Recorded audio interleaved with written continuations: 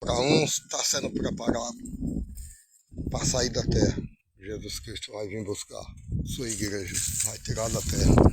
E para outros estão sendo preparados por príncipe que há de vir para esse mundo, que já pode estar já trabalhando para trazer essa grande paz. Então, são dois lados. Aqueles que creem no mundo ficará para sofrer na mão desse governante, que é o anticristo. E outros se preparando para sair da terra. Crer que Jesus Cristo está vindo, obedecer e fazer por onde não ficar nessa terra. O sofrimento vai ser grande. Isso que está acontecendo não é nada do que tem por vir. O que tem por vir é sofrimento. Não tem paz. A pessoa vai procurar paz, não vai achar. Então nós temos que crer em Deus, nosso Senhor.